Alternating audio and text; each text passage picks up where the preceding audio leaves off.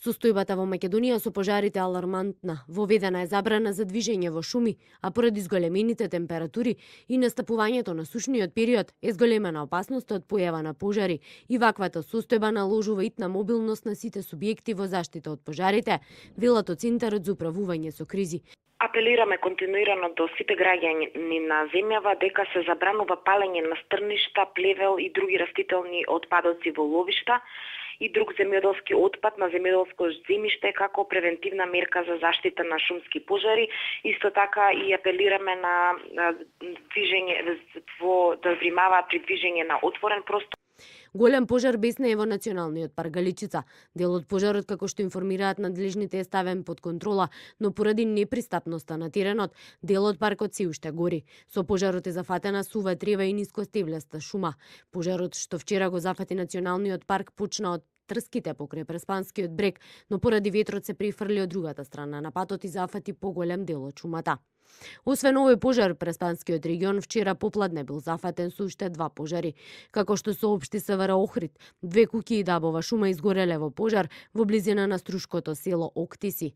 Пожар вчера имаше и во Охридско Ботун, кој е локализиран, а уапсено и едно лице, соопштија надлежните. Гори и кај село Лакавица Титовско. Од СУК информираат дека од пожарот изгорени се најмалку 5 електрични столбови и дел од селата во тој реон повеќе денови се без електрична енергија. Пожар бесне и кај местноста Љуботински Бачила. Зафатена е поголема површина на нискостеблеста дабова шума и трње, а поради силен ветер пожарот се шири. Шумски пожар денеска е пријавен и брзо се шири и кај манастирот Свети Богородица Матка. Од ДЗС соопштуваат дека во изминатиот период биле вклучени во гасењето на пожарите. Некои од нив се со поголем размер, а некои, освен врз животната средина, сериозно се закануваат и по животот на населението. Во Тетовскиот регион пожарот кај село Лакавица, општина Жилино, е се уште активен. Од општината испратено е и писмено барање до ДЗС Тетово за употреба на канадерите за интервенција за гасење на пожарот кој е на тешко пристапен терен. Пожарот во Националниот парк Галичица, реонот туристичка населба Сирхан, место викано Кале, се движи кон село Отешево, а опожарено е околу 70 хектари сува трева и нискостеблеста шума.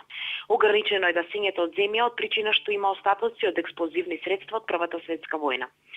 Од ДЗС соопштуваат дека во изминатиот период биле вклучени во гасењето на пожарите.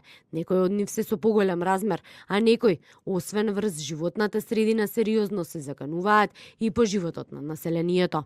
До сега тие беа локализирани и ставени под контрола на цела територија во нашата земја благодарение на специјализираното одделение со воздухоплови за воздушна поддршка, кое во секое време е подготвено за делување. Станува збор за елитната единица на ДЗС составена од исклучително искусен и стручен воздухопловен кадар, професионалци со многогодишно воздухопловно искуство, кој изминатиот месец направи повеќе од 120 лета и исфрли над 300 тони вода.